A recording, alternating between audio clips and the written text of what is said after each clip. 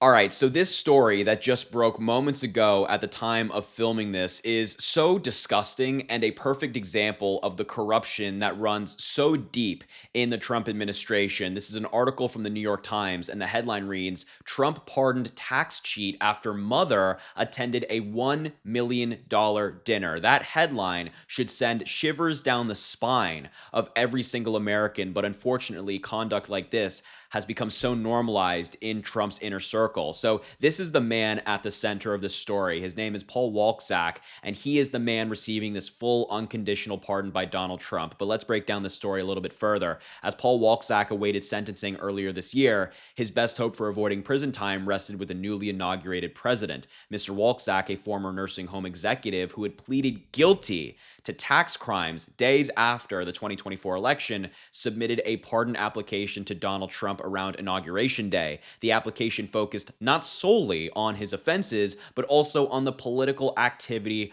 of his mother, Elizabeth Fargo. And it gets worse. Ms. Fargo had raised millions of dollars for Donald Trump's campaigns and those of other Republicans, the application said. It also highlighted her connections to an effort to sabotage Biden's campaign in 2020 in a really disgusting way. So I want you to think about this for a second. The pardon application that Mr. Walczak submitted did not focus on his offenses.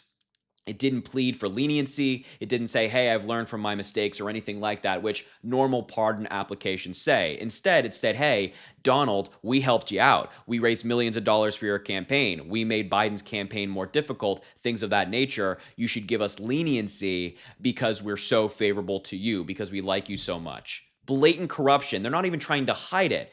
They're not even trying to hide it.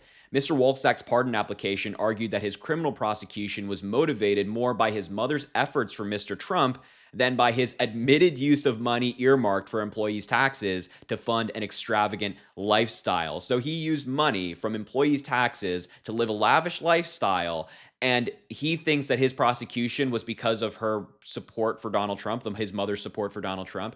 The excuse here is pathetic, but it's what they ran with and what they were successful with. Still, weeks went by and no pardon was forthcoming, even as Donald Trump issued clemency grants to hundreds of other allies, including, of course, the many different January 6th insurrectionists who Donald Trump gave pardons to. But then, here's what changed. The mother was invited to a $1 million per person fundraising dinner last month at Mar-a-Lago that promised face-to-face access to Donald Trump at this private club. And what do you know? Less than 3 weeks after she attended the dinner, Trump signed a full and unconditional pardon for Paul Walczak.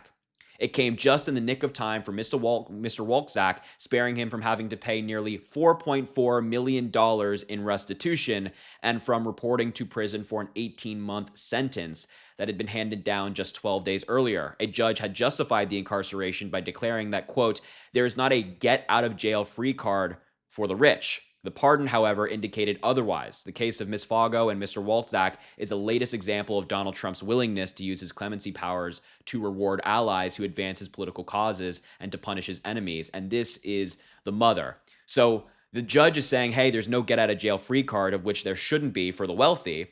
You can't just buy your way out of prison. But yet, he did. That's exactly what happened with Donald Trump, and that saved him $4.4 million. So this guy got to live this lavish lifestyle off of the backs of his employees and, quite frankly, the backs of the American people.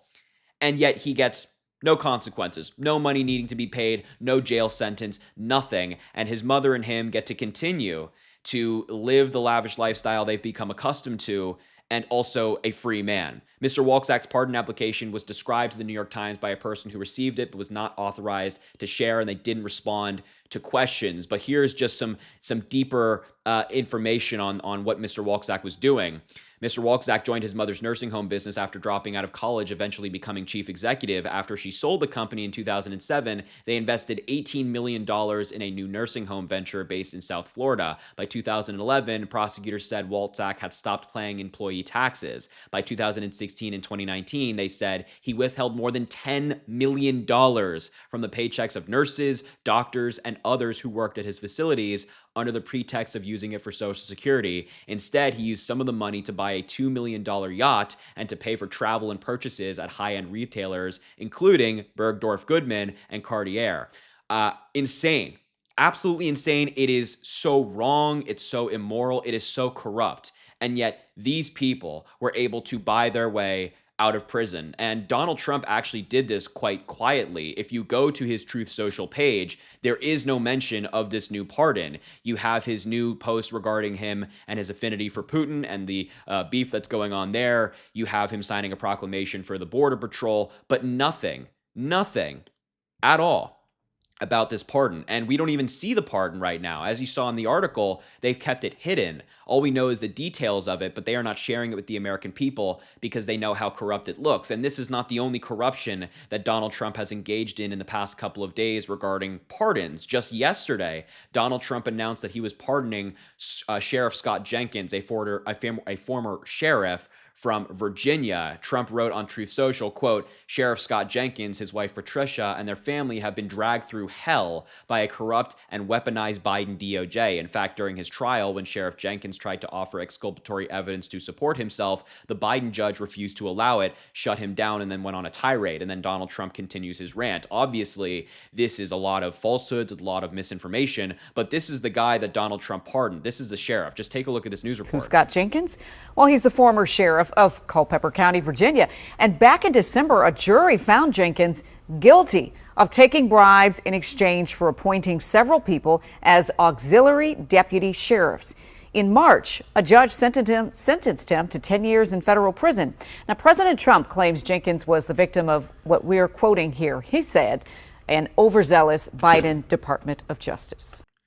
Yeah, this is the sheriff in question, and those crimes are what he was convicted of. Here's a release from the Department of Justice saying former sheriff sentenced to 10 years on federal bribery charges. Scott Jenkins received over $75,000 in cash payments in exchange for auxiliary deputy sheriff appointments.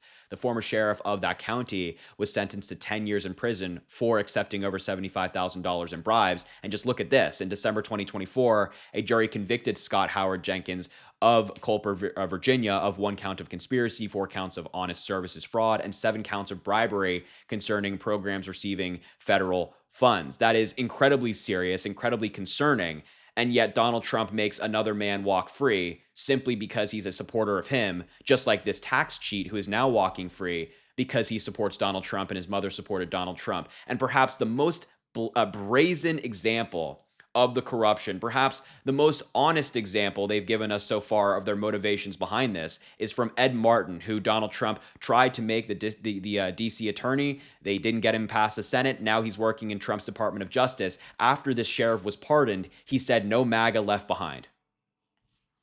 They are not trying to hide the political affiliations here, folks. They're not trying to hide the fact that Donald Trump pardoned this man because he's MAGA. And just to be clear, they're not trying to hide the fact that Donald Trump pardoned this man because his mother helped Trump out. So look, when you have Trump's Department of Justice saying no MAGA left behind, that means anybody that supports Donald Trump and commits crimes on his behalf, or perhaps even gives him millions of dollars in donations, those people will be spared. But if you're anybody else, if you don't like Donald Trump, if you don't have an affinity for Donald Trump, if you don't have millions of dollars to throw around to his campaigns or the campaigns of other Republicans, tough luck. You're staying in prison, even if maybe you deserve a pardon. So thank you very much for watching. I appreciate you being here. Make sure to subscribe to the channel down below. It goes an incredibly long way. I really appreciate it. Also drop a like on the video and comment. Let me know what you think about this story. And as I always say, I greatly appreciate you, and I hope you have an amazing rest of your day.